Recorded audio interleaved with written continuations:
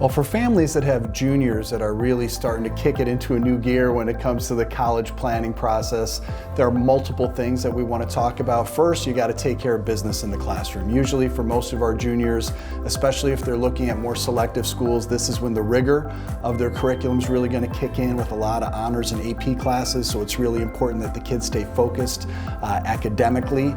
Next, we're going to start talking about standardized testing, right? So we're going to talk about ACTs and SATs. What we try to do with our students, since most colleges will accept either test, or they all accept either test, we want to figure out which test is the right one for that student.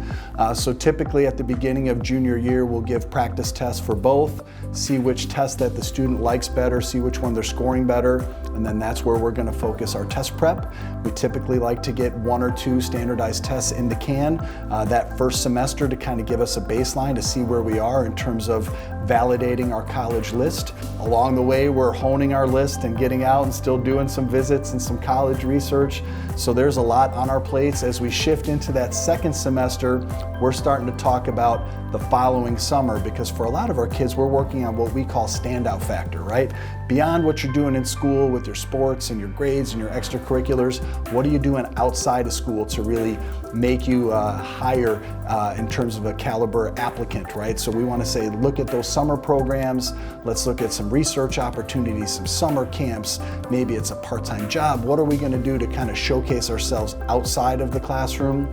And then at the end of the day, what I tell all the juniors is relax. I think this is really where they start to feel a lot of the pressure because the college talk starts kind of heating up a little bit.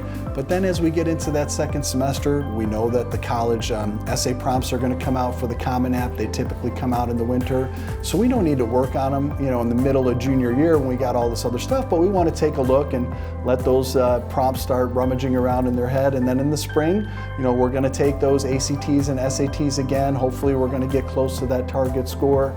But above all else, you got to head into junior year with a focused plan, because there are going to be a lot of balls up in the air for those families that have juniors.